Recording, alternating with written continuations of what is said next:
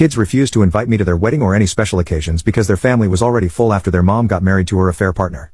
But now they're having kids of their own and things aren't so flowers and sunshine with their stepdad, so they suddenly want to give me a chance to play grandpa. I'm being called insensitive and resentful because I know the only reason they want me involved is because of my business that is flourishing now and earning me millions, which they left me over earlier. Here's what I did instead. 8 years ago, I, a 56-year-old male, found out that my wife, Marie, 52, female, had been cheating on me with one of her friends from college. The affair had been going on for almost a year when I finally caught them, and after I found out, I moved out of my house and immediately filed for a divorce.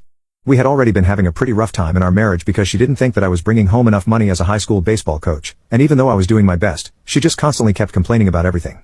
We would fight very frequently, and in my head, filing for divorce was not a very difficult decision. At the time, our 2 children had moved out already, so I had nothing to stay for either. Unfortunately, that divorce cost me my relationship with my kids as well because, for whatever reason, they decided to side with their mother. Initially, they tried to convince me to go easy on her just because she had been a stay-at-home mom for a really long time. So they tried to tell me that she must have been bored with the monotony of her life.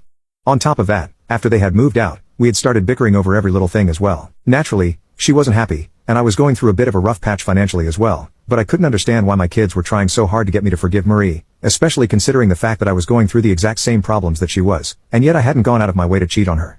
In fact, after every fight that we would have, I would try to make it up to her and make her feel special somehow. Obviously, none of that meant anything to her, and I was very upset that my children were trying to get me to give her a second chance. So I ended up fighting with them over this as well, and for a while, they cut me out of their life. After the divorce was finalized,